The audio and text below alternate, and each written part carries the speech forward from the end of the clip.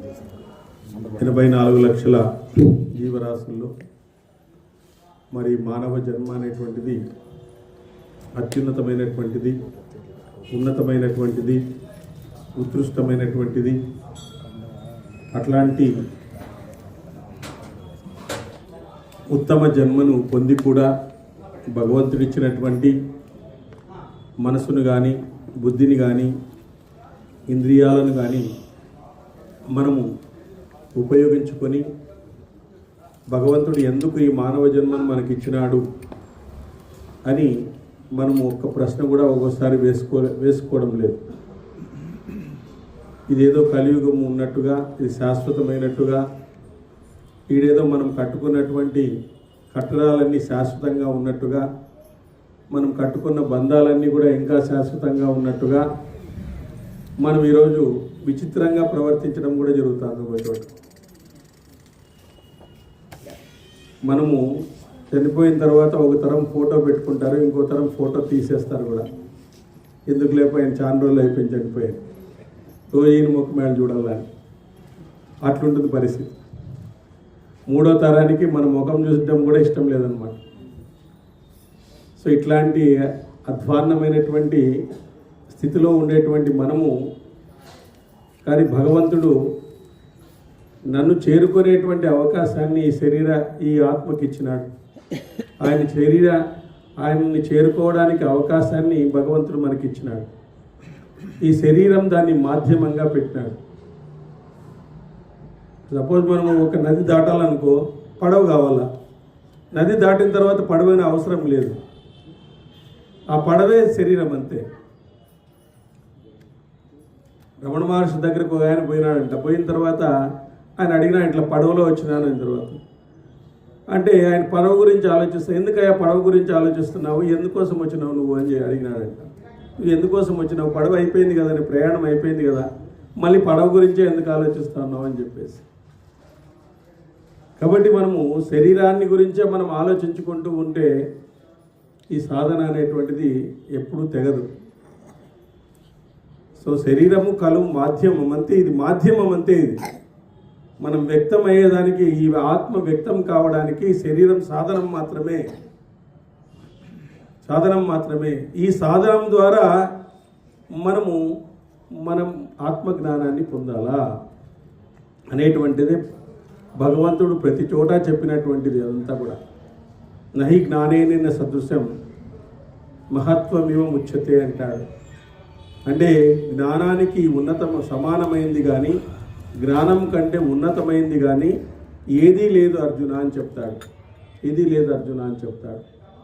కానీ అట్లాంటి జ్ఞానాన్ని మనము వినలేకుండా పోతే, దాన్ని సాధన చేయకుండా పోతే, దాన్ని ఆచరించకపోతే మనము దీనికంటే ఇంకొక రకంగా పుట్టడం మేలనిపిస్తుందండి.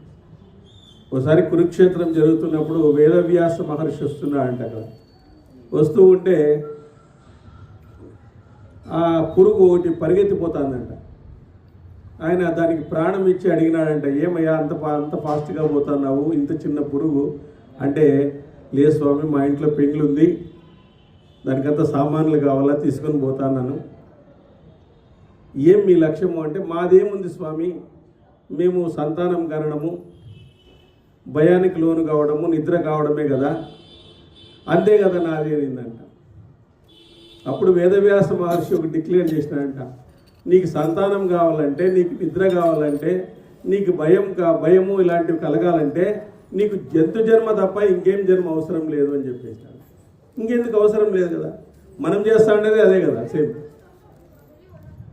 మనం చేస్తా ఉండేది కూడా అదే కదా, మరి అది చేస్తా ఉండేది అదే జన్మనే. కాబట్టి జంతు జన్మ చాలు కదా మనకి, మనిషి జన్మ ఎందుకు? జంతువులు చేసే పనే మనం చేస్తున్నాం. ఆహార భయ మైదు నిద్రణ అని చెప్పేసి అంటారు శంకరాచార్యుల వారు. ఆహారము, భయము, నిద్ర, మైథునం, ఈ 4 జంతువులు చేస్తున్నాయి, మనము చేస్తున్నాము. What is the difference?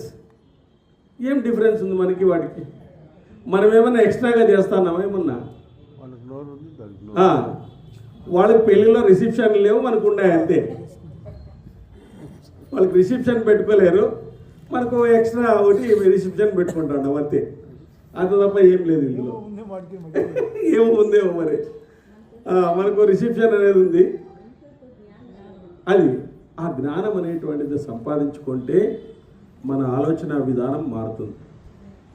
మనం శరీరం కాదు, మనం ఆత్మ అని ఆ రమణ మహర్షి కొట్టుకుంటాడు. ఆయన ఊరికే అనుకోరా కనీసము, అది కూడా అనుకోడంట ఎవడు కానీ. ఊరికి నువ్వు ఆత్మ అనుకో, నువ్వేం ఆత్మ కావద్దు, ఊరికి అనుకుంటా ఉండట్లా. భ్రమర కీటక న్యాయం అని ఉంటుందన్నమాట. ఒక భ్రమరం పోయి కీటకం దగ్గర గట్టిగా అరుస్తుందంట. అది అరుస్తూనే అది భ్రమరంగా మారిపోతుందంట. అట్లా నువ్వు అనుకోరా కనీసము, ఏ జన్మలో అయినా ఏదో ఒకటి సాధిస్తావు.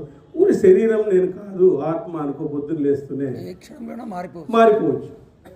ఇప్పుడు భగవత్ సంకల్పం జరగవచ్చు. నువ్వు అనుకుంటున్నావు కాబట్టి నేను శరీరం కాదు ఆత్మను.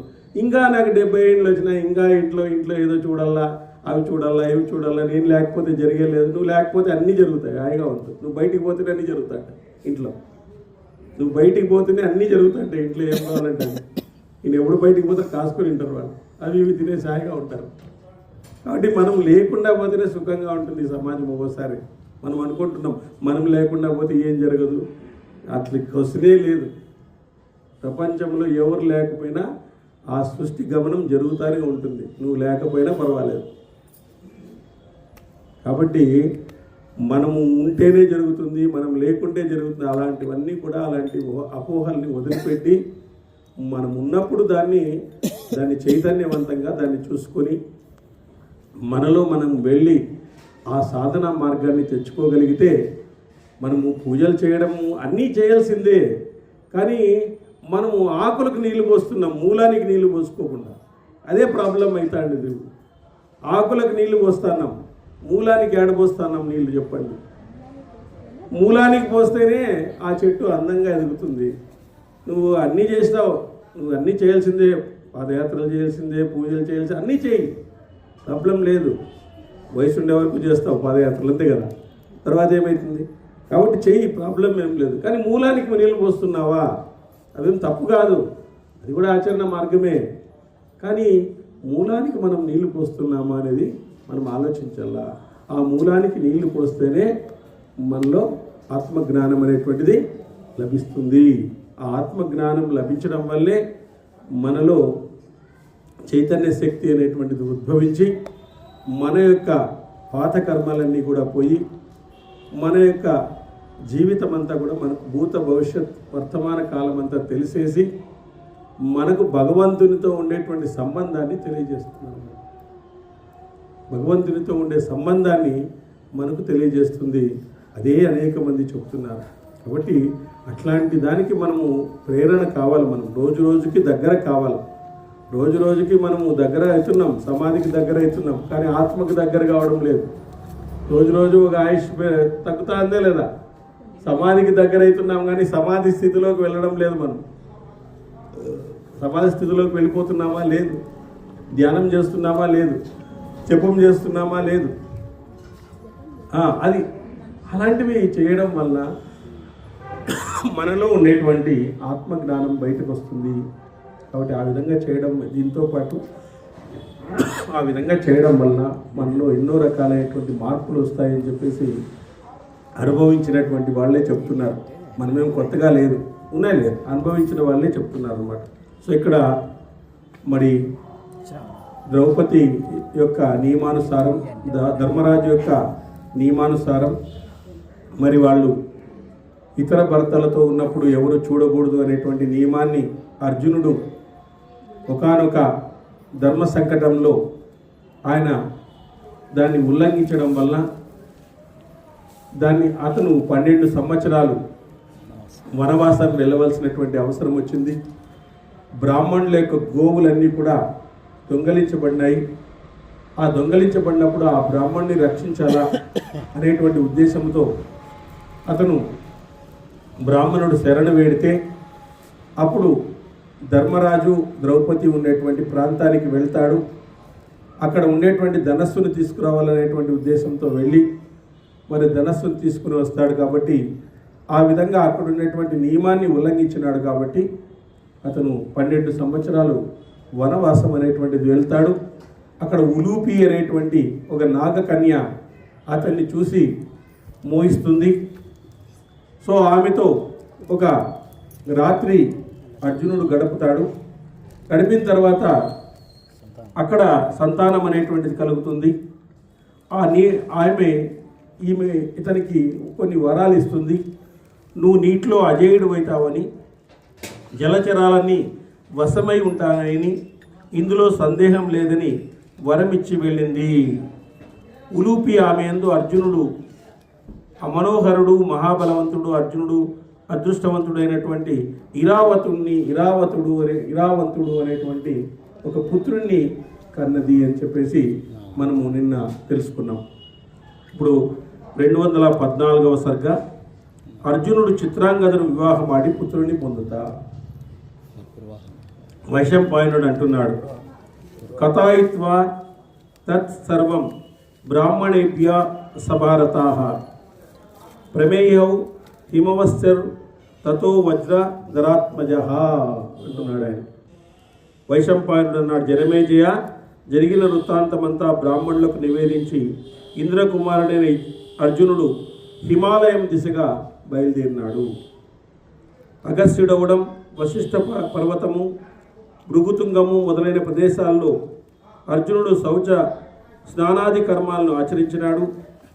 ఆయా తీర్థాల్లో అర్జునుడు బ్రాహ్మణులందరి నివాస గృహాలను, అనుష్ఠానానికి వేద కొలది గోవులను కూడా సమకూర్చినాడు. దివ్యమైన హిరణ్య బిందు తీర్థములో స్థానం ఆచరించి అర్జునుడు అనేక పవిత్ర స్థలాలను అక్కడ సందర్శించడానికి వెళ్ళాడు.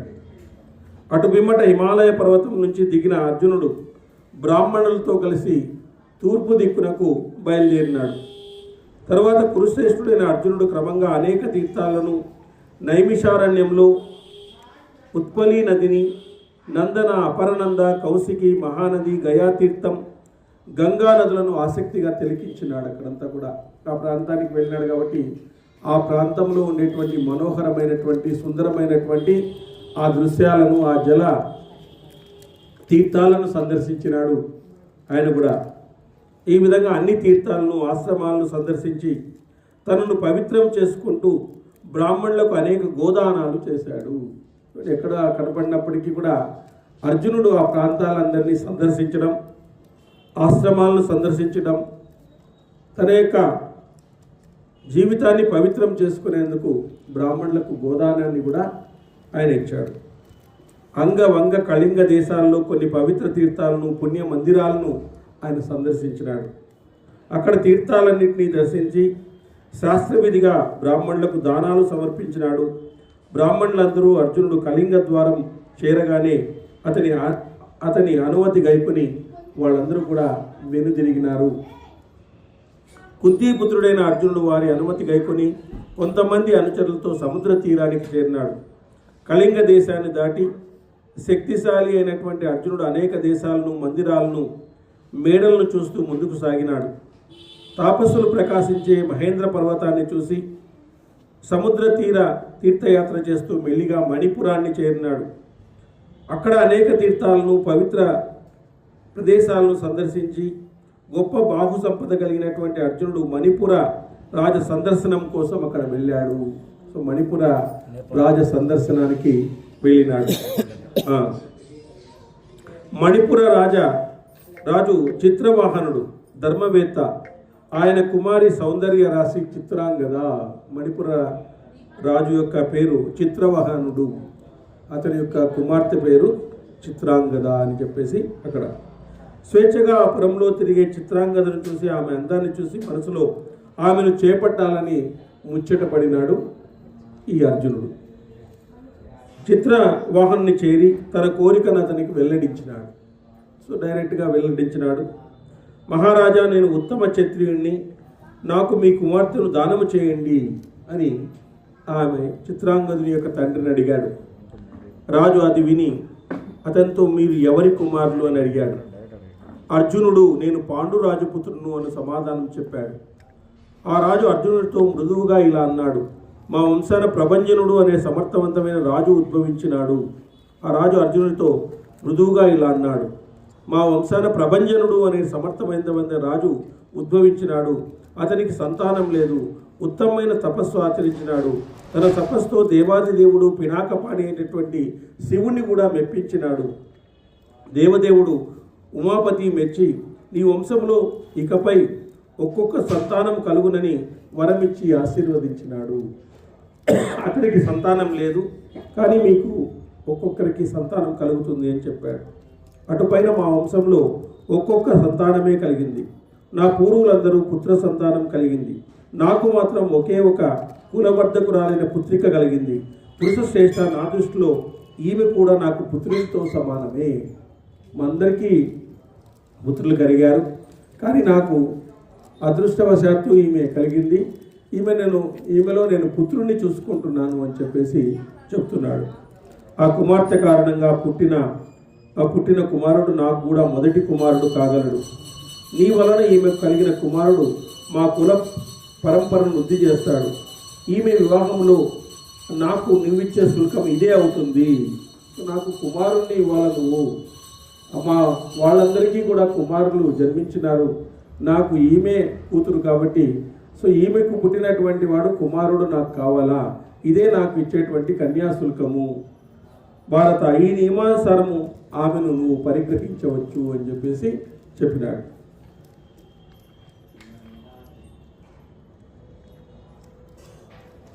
ఓకే. ఆ తర్వాత అర్జునుడు అట్లే అని కన్యను పరిగ్రహించినాడు. 3 సంవత్సరాలు ఆమెతో అక్కడ నివసించినాడు. ఆమెకు పుత్రోదయం కాగానే ఆ సుందరిని విడిచి చిత్రవాహన్ని అనుమతి గైకొని అర్జునుడు మళ్ళీ యాత్రకు బయలుదేరినాడు. వైశంపాయనుడు అన్నాడు, భరత శ్రేష్ఠ, పిమ్మట అర్జునుడు పరమ పావనులైన ఋషులతో ప్రకాశించే దక్షిణ సముద్ర తీరంలోని తీర్థాలన్నింటిలో స్నానం చేశాడు. అక్కడ తాపసులందరూ 5 తీర్థాలను విసర్జించారు. ఆ పూర్వము తీర్థాలు తాపసులతో నిండి ఉండేవి. అగస్త్య తీర్థము, సౌభద్ర తీర్థము, పరమ పవిత్రమైనటువంటి పౌలోమ తీర్థము, అశ్వమేధ యాగ చరణ ఫలం ఇచ్చేటువంటి కరందమ తీర్థము, సకల పాపాలను పోగొట్టేటువంటి భరద్వాజ తీర్థము, వీటన్నింటినీ కూడా అర్జునుడు అక్కడ సందర్శించినాడు. ఈ తీర్థాలన్నీ జనులు లేనివై ఆ ఏకాంత ప్రదేశాల్లో ఉన్నాయి. అది చూసి ధర్మబుద్ధి గల తాపసుల చేత విడవబడ్డాయి అని గ్రహించినాడు. అంటే అక్కడ చాలామంది తాపసులు అనేకమైనటువంటి తపస్సులను చేసి వాళ్ళ యొక్క ఆయువృద్ధిని, వాళ్ళ యొక్క ఆత్మజ్ఞానాన్ని, వాళ్ళ యొక్క మనోబలాన్ని వాళ్ళు పెంచుకున్నారు. ఆ విధంగా 2 చేతులు జోడించి అక్కడ తాపస్సులను అడిగాడు, వేదవాదులైనటువంటి తాపస్సులు ఈ తీర్థాలను ఎందుకు విడిచిపెట్టారు? ఏమి ఇదంతా ఖాళీగా ఉంది, అప్పటికి చాలా తాపస్సులతో నిండి ఉంది కదా, ఎందుకు ఇదంతా ఖాళీగా ఉంది అని అడిగాడు. తాపస్సులు అన్నారు, ఇక్కడ 5 మొసళ్ళు చేరినాయి, తాపస్సులను బిలంలోకి లాగి తినివేస్తున్నాయి. ఆ కారణంగా 5 తీర్థాలను తాపస్సులు త్యజించినారు. అక్కడ భయంకరమైనటువంటి 5 ముసళ్ళు ఉన్నాయి. ఎవరు స్నానం చేసేకపోయినా మింగేస్తాయి. ఆ విధంగా ఉంది పరిస్థితి. మరి ఈ విధంగా ఉంటే ఏ విధంగా అక్కడ తపస్సు చేయాలి అని చెప్పారు. వైశంపాయనుడు వారి మాటల మూలంగా వృత్తాంతాన్ని గ్రహించి అర్జునుడు తపోధనను వారిస్తున్న వాటిని చూడ్డానికి వెళ్ళాడు. వీరుడు కదా, దాన్ని చూడ్డానికి వెళ్ళాడు. శత్రుతాపనుడు సూర్యుడు అయినటువంటి అర్జునుడు సౌబంధ తీర్థంలో దిగి స్నానం చేయసాగాడు. ఇంతలో నీటిలో నుంచి పెద్ద ముసలి వచ్చి కుంతీ కుమారుడైన ధనుంజయుని పాదాన్ని పట్టి గట్టిగా లాగింది. ఆయన పాదాన్ని పట్టుకునేసింది. బలవంతుడు శ్రేష్ఠుడైన అర్జునుడు తన బాహుబలాన్ని ఉపయోగించి ముసలిని గట్టిగా లాగి భూమిపై పడవేశాడు. పాత్రలు తీసుకుని భూమిపై పడవేసినాడు. అర్జునుడి నుంచి బయటపడ్డ ఆ ముసలి సర్వాలంకర భూపితులైనటువంటి స్త్రీగా మారింది. స్త్రీగా ఆమె తపస్సు ఫలించింది. ఆమెకు శాప విముక్తమై ఆమె స్త్రీగా మారిందంట ఒక ముసలి. ఆ దివ్యకాంత తన శరీర సౌందర్యంతో ఆభరణాలతో ప్రకాశిస్తుంది. అర్జునుడు ఆశ్చర్యపడి, ప్రపంచ కళ్యాణి, నువ్వెవరు? ఏ కారణంగా ముసలి రూపాన్ని దాల్చినావు? నువ్వు ఈ గతికి నువ్వు చేసిన ఘోరమైన తప్పిదం ఏమిటి అని అడిగాడు. అప్సరశైల పలికింది, మహాబాహు, నేను నందవనాన సంతరించే అప్సరసను. నేను అప్సరసనయ్యా. ఈ విధంగా ముసలి జన్మ వచ్చింది నాకు. మహాబలుడా, నేను ధనపతి అయిన కుబేరునికి సదా ఇష్టమైన దాన్ని. నా స్నేహితురాళ్ళు 4 స్వేచ్ఛ సంచారం గల సుందరీమణులు, ఇంకా 4 ఉన్నారు కదా, వాళ్ళు వాళ్ళందరూ కూడా సుందరీమణులు. నేను కుబేరునికి ఇష్టపడేటువంటి దాన్ని నేను వారితో కలిసి ఒకనాడు కుబేరుని మందిరానికి బయలుదేరాను. అక్కడ దారిలో జితేంద్రుడైన ఒకానొక బ్రాహ్మణుడిని మేమందరూ చూశాం. అతడు రూపవంతుడు, ఒక్కడే వేదం అభ్యసిస్తున్నాడు. అతని తేజస్సు తపస్సుతో ఆ వరం ప్రకాశిస్తూ ఉంది. సూర్యుని వలె అతడు ఆ ప్రదేశాన్నంతటినీ వెలిగిస్తున్నాడు. అంత అద్భుతమైన తపస్సును చూసి తపస్సును విఘ్నము చేయాలనే తలంపుతో ఆ ప్రదేశంలో మేము 5గురు దిగినాం. మేము కుబేరుని దగ్గరికి వెళ్తూ ఉంటే ఒక తాపసి తపస్సు చేస్తున్నాడు. ఆ వనమంతా కూడా చాలా చక్కగా బాగా మెరుస్తూ ఉన్నది, అక్కడంతా కూడా ప్రకాశిస్తూ ఉన్నది. అందువల్ల ఈయన యొక్క తపస్సును భంగం చేయాలని మేము 5 మంది అక్కడ పోయినాం. భరత, నేను సౌబేయి, సుముచి, ఉద్భుత, లత మొదలైన ఒక్కసారిగా బ్రాహ్మణుని సమీపంలో దిగి పాటలతో నవ్వులతో అతన్ని ప్రలోభ పెట్టాము. అతడు మా మీద ఏ విధంగానూ మనసు పెట్టలేదు. ఆ మహా తేజస్వి నిర్మలుడైన తపస్సులో ఉండి కూడా చలించలేదు. మా మీద కోపం వచ్చి ఆ బ్రాహ్మణుడు, అప్సరసులారా, మీరు 100 ఏళ్ళు ముసళ్ళై ఈ తీర్థంలో నివసించండి అని చెప్పేసి ఆ విధంగా శాపం ఇచ్చినాడు. ఎట్లా అంటే దైవ కార్యాలలో మునిగి ఉన్నటువంటి వాళ్ళని ఇది చేయకపోతే అట్లా శాపాలు తగులుతాయన్నమాట. కాబట్టి భక్తులను కానీ, వేదాలను కానీ, గోవులను కానీ ఎవరికి కూడా హాని చేయకూడదు. మహావిష్ణువు ఒకేసారి చెప్పినాడు. వేదాలను కానీ, ఈ భూమిని కానీ, ఈ తాపస్సులను కానీ, చివరకు నా భక్తులు కానీ ఎవరైనా వాళ్ళ జోలికి వచ్చినారంటే వాళ్ళకు నూకలు చెల్లినట్లే అని చెప్పినాడు. ఇంకా ఈ భూలోకంలో నూకలు చెల్లినట్లే వాళ్ళకి. కాబట్టి ఆ విధంగా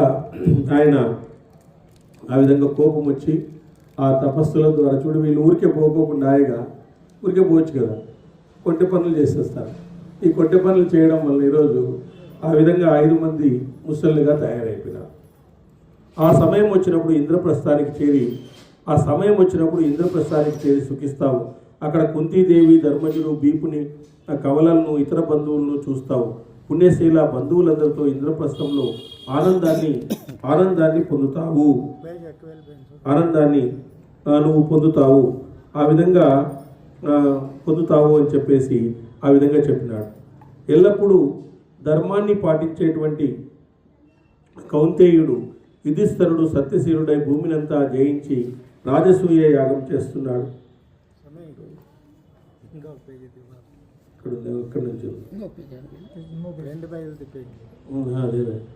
చూస్తాను, అదే అప్సరసులుగా ఉండండి అని చెప్పాడు. సో ఈ విధంగా వాళ్ళు 5 మంది అప్సరసుల్లాగా వాళ్ళు ఉండిపోయినారు అన్నమాట. ఇక్కడ ఇంకొక నెక్స్ట్ వచ్చేసి అర్జునుడు 4 అప్సరసులను విడిపించుట. మళ్ళీ 4 ఉన్నారు కదా, ఇంకా 4 ముషళ్ళు ఉన్నారు కదా, వాళ్ళను కూడా విడిపిస్తాడు. భరతశ్రేష్ఠ, ఆ బ్రాహ్మణ్ణి శాపం పొంది మేము తల్లడిల్లిపోయాం. మేమందరూ తపోధనులను శరణు వేయడం. మేము సౌందర్య, యవ్వన, సుధాలతో గర్వపడ్డాం. మీ పట్ల అనుచితంగా ప్రవర్తించాం. మమ్మలను క్షమించండి అని మేము వేడుకున్నాం. ఆమె చెప్తా ఉంది అప్సరస. ఓ తపోధన, మాకు మీ శాపమే మరణంతో సమానం. మేము మీ వంటి జితేంద్రులు మోహపరుచుకోవాలని ప్రయత్నించినాం. స్త్రీలను చెప్పరాదనే ధర్మపరాయణుల అభిప్రాయం. మీరు ధర్మముతో ఉన్నతిని పొందండి. మమ్మల్ని హింసించడం మాకు ఉచితం కాదు. మేము స్త్రీలు చంపరాదు కదా, మేము మిమ్మల్ని పెళ్లి చేసుకోవాలనే ఈ విధంగా చేసినాము తప్ప వేరే రకంగా కాదు. అయినా మీరు స్త్రీలను చంపడం అనేటువంటిది ఉత్తమం కాదు. కాబట్టి మమ్మల్ని హింసించడము మీకు ఉచితం కాదు అని చెప్పినాడు. ధర్మజ్ఞ ప్రాణులందరి పట్ల బ్రాహ్మణులు మైత్రితో ఉంటారు. మంగళప్రదమైనటువంటి వాడ లోకంలో విద్వాంసులు ఈ అభిప్రాయాన్ని యథార్థం చేయండి. శ్రేష్ఠులైన మహాత్ములు శరణాగతులను రక్షిస్తారు. మేము శరణం కోరాం. మమ్మల్ని 5గురిని రక్షించండి అని మేము వేడుకుంటే ధర్మాత్ముడు సత్కర్యాలు చేస్తూ సూర్యచంద్రులతో సమాన కాంతి అనేటువంటి ఆ బ్రాహ్మణుడు వారి ప్రార్థనను మన్నించి అనుగ్రహించినాడు. బ్రాహ్మణుడు పలికినాడు, శత, సహస్రం, శతం అనే పదాలు లోకంలో అనంత సంఖ్యలో తెలుపుతాయి. కానీ నేనున్న శతం అనే పదానికి 100 ఏళ్ళని అర్థం అగుగాక, అక్షయమై వాచకం కాకుండుగాక, ముసళ్ళు ఉండి పురుషులు నీటిలో దిగే మిమ్మల్ని లాక్కునే ఒక నరోత్తముడు నీటి నుంచి బయటకు లాగుతాడు. సో ఈ విధంగా ఇక్కడ ముసళ్ళుగా ఉంటారు, పురుషులను నీటిలో లాగే మిమ్ములను మీరు లాగేస్తూ ఉండేటువంటి తాపస్సులు ఉంటారు, కానీ మిమ్మల్నే పైకి లాగేటువంటి ఒక నరోత్తముడు వస్తాడు. అప్పుడు మీకు మీ పూర్వ రూపాలు వస్తాయి. నవ్వులాటకు కూడా నేను ఎప్పుడు అబద్ధం చెప్పను అని చెప్తాడు. మిమ్మలను బయటకు లాగిన పిదప ఆ తీర్థాలకు నారీ పేర్లు స్థిరపడతాయి. విద్వాంసులైన పురుషులకు అవి పవిత్రాలవుతాయి. మీ పేర్లే వాటికి వస్తాయి అని చెప్పేసి ఆ విధంగా చెప్పినాడు. ఆ విధంగా వర్గ పలికింది. భరత, మేము ఈ మహర్షికి నమస్కరించి ప్రదక్షిణం చేసి దుఃఖంతో ఆ ప్రదేశం నుంచి మరొక చోటుకు బయలుదేరాం. మాకు మా పూర్వ రూపాన్ని చేకూర్చగల నరోత్తముడు ఎంత స్వల్పకాలంలో ఎక్కడ కలుసుకోవడమా అని ఆలోచించసాగి ఎప్పుడు వస్తాడో ఆయన, ఆ నరోత్తముడు వచ్చి ఎప్పుడు మమ్మల్ని బయటికి లాగేస్తాడో అని చెప్పేసి మేము ఎదురు చూస్తూ ఉన్నామన్నమాట. మేము 2 గడియలు ఈ విధంగా ఆలోచిస్తుండగా మహాభాగుడైనటువంటి దేవఋషి నారదుని చూసాం. అమిత కాంతి గల దేవఋషి కూడా మిక్కిలిగా సంతోషించాం. ఆయనకు నమస్కరించి సిగ్గుతో ముఖాలను తలవంచుకొని నిలిచాం. నారద మహర్షి మా దుఃఖ కారణం అడిగాడు. మేము చెప్పాం. జరిగినట్లుగా వృత్తాంతాన్ని విని నారదుడు మాతో ఇలా పలికాడు. దక్షిణ సముద్రాన 5 తీర్థాలు ప్రసిద్ధంగా ఉన్నాయి. ఆ పుణ్య జనకాలు, రమణీయాలు. మీరందరూ ఆలస్యం చేయక అక్కడ చేరిపోండి, మీరందరూ ముసలిగా అక్కడ చేరిపోండి అని చెప్పాడు.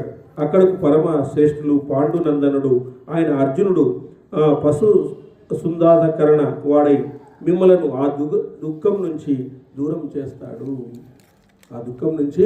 మిమ్మల్ని దూరం చేస్తాడు. పాండునందనుడు వస్తాడు, మీ దుఃఖాల నుంచి దూరం చేస్తాడమ్మా. మీరు ఆ తీర్థాలలోకి సంచరించండి. కనీసము నారదుడు వారి మాటలు విని 5గురు ఇక్కడికి వచ్చాం. పాపరహితుడా, ఈ వృత్తాంతం సత్యం. నీచే మేము శాప విముక్తి పొందినాము అని. ఈ 4 సుకరాండ్లు వేరువేరు తీర్థాలలో ఉన్నారు. వీర ఈ పుణ్యకర్మ ద్వారా వారిని కూడా విడిపించి ఇంకా 4 తీర్థాలు ఉన్నాయ్యా, ఆ 4 తీర్థాల్లోనూ వాళ్ళందరూ ఉన్నారు. ఈ విధంగా నువ్వు పైకి లాగేస్తే మాకు శాప విముక్తి అవుతుంది అని చెప్పేసి చెప్పినాడు. ఈ పాండు శ్రేష్ఠుడు అర్జునుడు వీర్యము ధైర్యముతో వారి ముని శాపం నుంచి విడిపించినాడు. నీటి నుంచి బయటకు వచ్చి పూర్వపు దేహాన్ని పొందిన అప్సరసులు పూర్వం వలె సుందరీ మండలై ప్రకాశించసాగినారు. ఇలా తీర్థాలను సానయోగ్యాలుగా చేసి వారి నుంచి అనుమతి పొంది అర్జునుడు మళ్ళీ మణిపురంలోని చిత్రాంగదను చూడడానికి వచ్చినాడు. మణిపురంలో చిత్రాంగద యందు బభ్రువాహనుని కన్నది. తన కుమారుని చూసి అర్జునుడు చిత్రవాహనునితో ఇలా అన్నాడు. చిత్రాంగదకు సులుకంగా నా కుమారుడు వంశవర్ధనుడైనటువంటి బభ్రువాహనుని మీరు స్వీకరించండి. ఈ సమర్పణ చేత నేను రుణముక్తుడైనాను. నేను ఆ విధంగా శుల్కం ఇవ్వమన్నాడు కాబట్టి మేము ఆ విధంగా పుత్రుడిని నీకు ఇచ్చినాం కానుకగా. ఆ సమర్పణ వలన నేను రుణవిముక్తుడైనాను అని చెప్తాడు. పిమ్మట అర్జునుడు చిత్రాంగదను ఉద్దేశించి ఇలా, ప్రియురాలా, శుభమస్తు. నువ్వు ఇక్కడే ఉండి బభ్రువాహన పాలన పోషణ 2 చూడు అని చెప్తాడు. సమయం వచ్చినప్పుడు ఇంద్రప్రస్థానికి చేరుతావు. నువ్వు కూడా అక్కడ కుంతీదేవి, ధర్మజుడు, భూముని కవలలను, ఇతర బంధువులను చూస్తావు. పుణ్యశీల బంధువులతో ఇంద్రప్రస్థంలో ఆనందాన్ని పొందుతావు. నువ్వు కూడా ఇంద్రప్రస్థానికి వస్తావు. ఎల్లప్పుడూ ధర్మాన్ని పాలించే కౌంతేయుడు యుధిష్ఠిరుడు సత్యశీలుడై భూమినంతటినీ జయించి రాజసూయయాగం చేస్తాడు. ఆ సమయంలో భూమండలంలో రాజసజ్ఞ గలవారందరూ అక్కడికి వస్తాడు. నీ తండ్రి కూడా ధన సంపదను తీసుకుని అక్కడికి వస్తాడు. చిత్రాంగదుని సేవకై నువ్వు రాజసూయయాగానికి రాగలవు. చిత్రవాహని సేవకై నువ్వు కూడా రాజసూయయాగాని సుజ్ఞానికి వస్తావు. నేను నిన్ను అక్కడ కలుస్తాను. పుత్రుని పాలనా పోషణ చూసుకుంటూ నువ్వు దుఃఖాన్ని విడిచిపెట్టి ఆనందంగా ఇక్కడే ఉండు అని చెప్తాడు. ఆ విధంగా బభ్రువాహన పేరుతో నా ప్రాణాలు ఇక్కడే సంచరిస్తాయి. కావున వంశవర్ధనుడైన కుమార్తెని పెంచి పెద్ద చేయి. ధర్మానుసారము ఇతడు చిత్రవాహని పుత్రుడు, పురువంశ నందనకారకుడు, పాండవులకు ప్రియపుత్రుడైన బభ్రువాహనునిగా నువ్వు దీన్ని స్వీకరించు. సాధ్వి, నా వియోగంతో దుఃఖించకు. అని చిత్రాంగద వరకు పలికి అర్జునుడు గోకర్ణ తీర్థం వైపుగా బయలుదేరినాడు. గోకర్ణం ఉంది కదా ఇప్పుడు కర్ణాటకలో, అట్లా ఆ తీర్థం వైపుగా బయలుదేరినాడు. గోకర్ణ తీర్థము ఈశ్వరుని మొదటి స్థానము, ఈశ్వరుని యొక్క మొదటి స్థానం అంటారు. దర్శనానికి వెళ్తే అక్కడ ముక్తి కలుగుతుంది. పాపాత్ముడైన ఈ క్షేత్రాన ఆ అభయ పదాన్ని అధిరోహిస్తాడు. సో అతని మొదటి క్షేత్రము, అక్కడ ముక్తి గ్యారంటీగా లభిస్తుంది. అభయ పదాన్ని కూడా పరమశివుడు అక్కడ అనుగ్రహిస్తాడు. కాబట్టి జనమేజయ పిమ్మట పరాక్రమవంతుడైన అర్జునుడు క్రమంగా పశ్చిమ సముద్ర తీరంలో ఉన్న పుణ్యక్షేత్రాలను, మందిరాలను సందర్శిస్తాడు. పశ్చిమ సముద్ర తీరాన ఉన్న అన్ని తీర్థాలను, మందిరాలను చూసి అతడు ప్రభాస తీర్థానికి చేరుతాడు. ప్రభాస తీర్థము అనేటువంటి దానికి అక్కడ చేరుతాడు. శ్రీకృష్ణుడు చారుల ద్వారా ఎదురులేని అర్జునుడు ప్రభాత తీర్థానికి చేరాడు అని విని అతని కలవడానికి వెళ్ళాడు. కృష్ణార్జునులు ఇద్దరు ప్రభాస తీర్థంలో ఒకరినొకరు సందర్శించుకుంటారు. అక్కడ కృష్ణుడు తెలుస్తుంది ఆయనకి ప్రభాస తీర్థానికి వచ్చినాడు అర్జునుడు అని చెప్పేసి. ఆ కృష్ణుడు కూడా అక్కడికి వస్తాడు అనమాట. నిమిషాలండి ప్రభాస తీర్థం అంటే సోమనాథ్ గుజరాత్. ప్రియసకులైనటువంటి నరనారాయణ ఇద్దరు ఒకరికొకరు గాఢంగా కౌగలించుకొని క్షేమ పరస్పరం తెలుసుకుని ఒక చోట ఆసీనులైనారు. ఆ తర్వాత కృష్ణుడు అర్జున ఈ తీర్థయాత్రను ఎందుకు చేస్తున్నావు? అర్జున్తో తీర్థయాత్ర ప్రస్తావన చేసినాడు. ఏమయ్యా ఫుల్ టూర్ కొడతాను పూర్తిగా, నైమిషారణ్యము, గోకర్ణము అన్నీ పూర్తిగా ఎందుకు చేస్తున్నావు అని చెప్పేసి కృష్ణుడు అడిగినాడు. అర్జున్తో తీర్థయాత్ర ఎందుకు చేస్తున్నావు అని చెప్పేసి ఈ ప్రశ్న మీద అర్జునుడు జరిగిన వృత్తాంతాన్ని తెలిపినాడు. అది నిన్న శ్రీకృష్ణుడు ఓహో అదా విషయము అని పలికి అభినందించినాడు. అనే ఈ విధంగా గోవులను వారికి అందరికీ సమకూరుస్తున్నాను.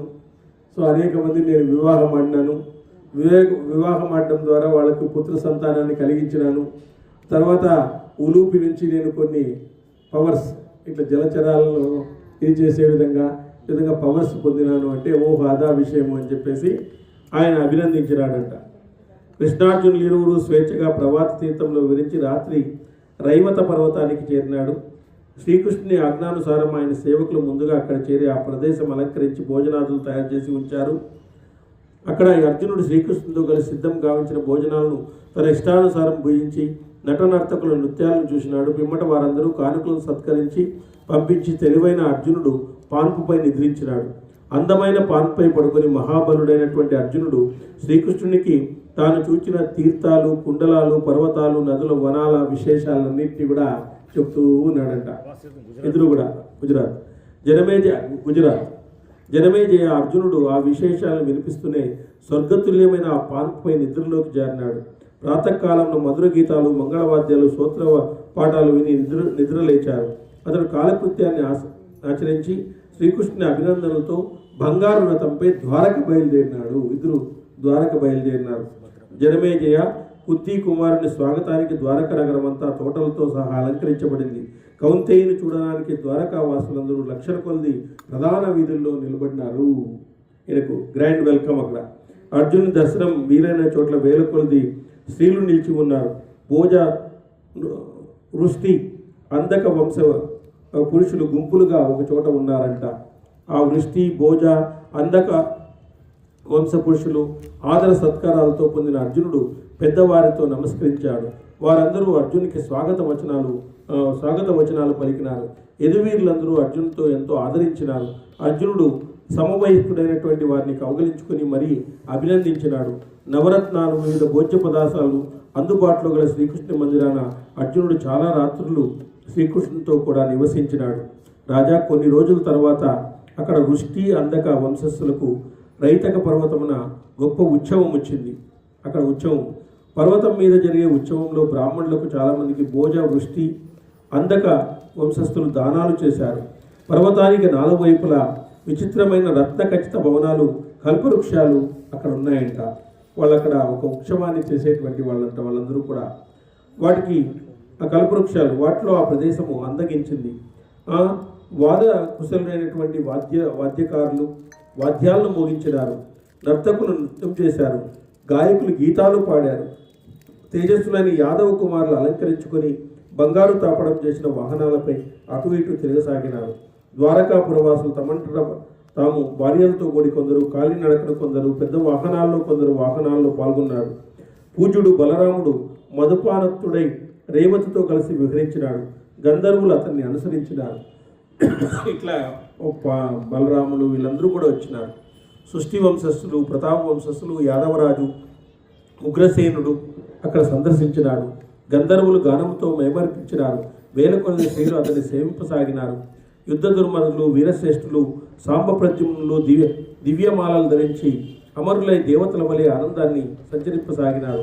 అక్రూరుడు, సారణుడు, గదుడు, ప్రభువు, విదురథుడు, నిశరథుడు, చారుదీనుడు, ప్రదువు, విప్రదువు, సత్యకుడు, సాత్యకి, భంగకారుడు, మహారహుడు, ఆర్చికుడు, ఉద్ధవుడు, ఇక యదువంశస్థులందరూ తమ తమ భార్యలతో గంధర్వులతో విడివిడిగా తిరిగినాడు. రైవత పర్వతం మీద ఉత్సవ శోభను అంతరించుకుంది. అర్జునుడు కుతూహలజనకమైనటువంటి ఆ ఉత్సవంలో కృష్ణార్జునులిద్దరూ కలిసి సంచరించినారు. అలా సంచరిస్తూ వారిరు వసుదేవుని ప్రియపుత్రిక అయినటువంటి సుభద్రను చూశారు. ఆమె అలంకరించుకొని సకరాండ్ల మధ్య తిరుగుతూ ఉంది. ఆ సుభద్రను అక్కడ చూసినారంట వాళ్ళందరూ కూడా.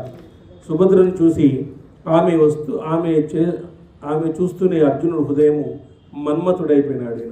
ఈయన ఆమె పట్ల అనురక్తుడైన అర్జునుడు తీరు శ్రీకృష్ణుడు గమనించినాడు. శ్రీకృష్ణుడు పరిహరిస్తూ అర్జునుడితో ఇలా అన్నాడు, వనవాసి అయిన నీ మనసు ఇలా మన్మచుంచే సంక్షోభపడుతున్నదేమి అన్నాడు. వనవాసుడైనటువంటి నీ మనసు ఇలా మన్మచుంచే సంక్షోభపడుతున్నది ఏమిటి అని కృష్ణుడు అడిగినాడంట. ఎవరిని? అర్జునుడిని. కుంతి నందన, ఈమె నా సోదరి, సారణి సహోదరి. ఈమె పేరు సుభద్ర.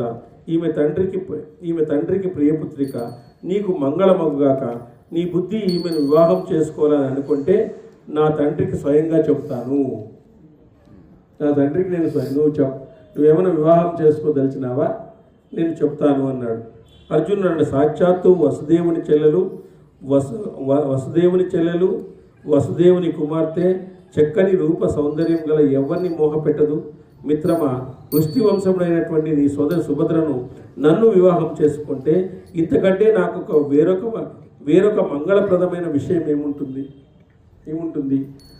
కాబట్టి జనార్దన చెప్పు, ఈమెను పొందుటకు సులభమైన ఉపాయం ఏది? నరుడు చేయగలిగిన దాన్ని తప్పగా చేయగలుగుతాను. ఏమన్నా పరీక్షలు ఏమన్నా పెడతారా? స్వయంవరం అలాంటిది ఏమన్నా మీరేమన్నా టెస్టులు ఏమన్నా చేస్తారా? మేము రెడీగా ఉన్నాం. నరుడు చేయగలిగింది చెప్పండి, మళ్ళీ దేవతలు చేయగలిగింది కాదు. వసుదేవుడు అన్నాడు, పార్థుడా, క్షత్రియులకు స్వయంవరం ధర్మం, కానీ మార్గం సందేహం. స్త్రీ స్వభావం అనిశ్చితమై ఉంటుంది. స్వభావం తెలియకపోయినా అపారమైనటువంటి పురుషునిపై స్త్రీలు వెంటనే అనురక్తులవుతారు. బలవంతంగా అపహరించి వివాహం చేసుకోవడం కూడా సూర్యుల ఉత్తమం అని ధర్మవేత్తలు చెప్పారు. కావున నా అభిప్రాయంలో ఈమెను అపహరించి వివాహం చేసుకోవడమే మంచిది అని చెప్పినాడు శ్రీకృష్ణుడు. ఆయన ప్లాన్స్ ఆయనవి. ఇది నడిపించాలి కదా ఈ కథను నడిపించాలంటే అనేకమైనటువంటి వాళ్ళు వివాహం చేసుకోవాలి. ఎందుకంటే ఇక్కడ మనము జరిగిన విధానాన్ని చూడకూడదు, దాని ఎండ్ ప్రోడక్ట్ని చూడాలి. దాని ఎండ్ అనేది ఏమవుతుంది అని మనం జరిగిన దాన్ని పట్టుకొని చూస్తూ ఉంటాం. ఒకసారి ఏమిట్లు జరిగింది అని చెప్పేసి చూస్తూ ఉంటాం. కానీ ఆ జన్మలో ఆ విధంగా ఆయనకి రాసిపెట్టి ఉంది. ఆ కర్మ సిద్ధాంతం ప్రకారము ఆయనకు అనేక మంది భార్యలను చేసుకునేటువంటి అవకాశం ఉంది. మనం రావణాసుని చూసినాం. నల్ల కొండల మాదిరి ఉంటారు వాళ్ళు. ఎంతమందిని ఎత్తుకుని వచ్చినాడు ఆయన. ప్రీతంగా ఎత్తుకుని వచ్చిన వాళ్ళు కొంతమంది అయితే, ఇష్టపడి వచ్చిన వాళ్ళు కొంతమంది అయితే, బలవంతంగా లాక్కొని వచ్చిన వాళ్ళు కొంతమంది అయితే, కొన్ని వేల మందిని చూసి హనుమంతుడు చలించలేకుండా పోయినాడు. ఎప్పుడు చలించలే ఆయన. హనుమంతుడు ఎక్కడా కూడా చలించలేదు ఆయన. ఆ విధంగా పడుకొని అందరూ కూడా ఆయన ఎక్కడా చలించలేదు. కానీ భ్రమపడ్డాడు. మండోదరిని చూసి సీత అనుకున్నాడు, కానీ ఎక్కడ కూడా చలించినటువంటి సందర్భం లేదు. కానీ ఇక్కడ చలించినాడు ఈయన అర్జునుడు. ఇక్కడ చలించడం జరిగింది. కావున నా అభిప్రాయంలో ఈమె అపహరించి వివాహం చేసుకోవడమే మంచిది. వెళ్ళు, స్వయంవరంలో ఈమెను ఎవరు వస్తుందో ఎవరికి తెలుసు. కృష్ణార్జునులు ఇలా నిర్ణయించుకుని శీఘ్రంగా పోగల దూతలను ఇంద్రప్రస్థానికి ధర్మజుని అనుకునేకై పంపారు. అది విన్న ధర్మరాజు తన సమ్మతిని తెలియజేసినాడు. వాళ్ళ అన్నకి చెప్పినాడు, ఈ విధంగా నేను వసుదేవుని చెల్లెలను వివాహం చేసుకోవాలనుకుంటున్నాను, ఏమి చేసుకోపా అని చెప్పినాడు ఆయన.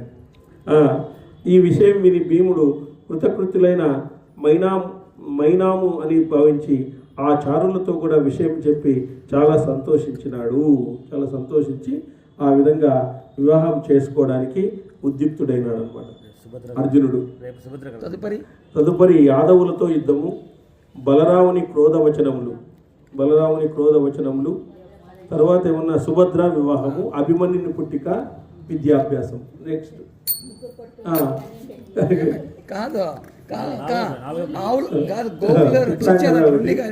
ఉలూపి ఒకటి, చిత్రాంగద ఒకటి, ఇప్పుడు సుభద్ర ద్రౌపది ఒకటి.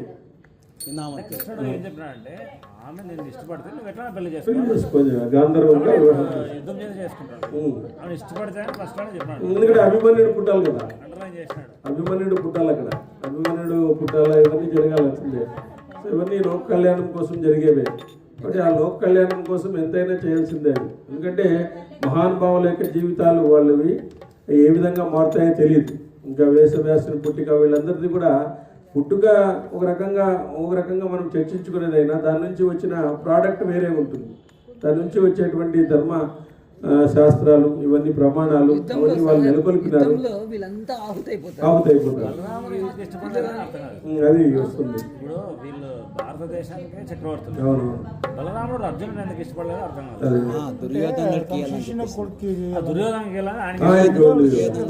ప్రియశిష్యుడు కాబట్టి. అవునవును. యదక్షర పదభ్రష్టం అప్రాహీదేవ నారాయణ నమోస్తుతే.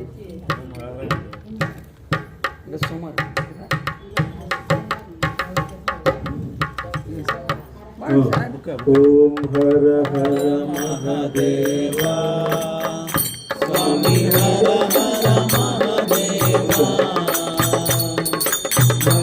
మంగళహారతి అందుకు పార్వతి మనోరమ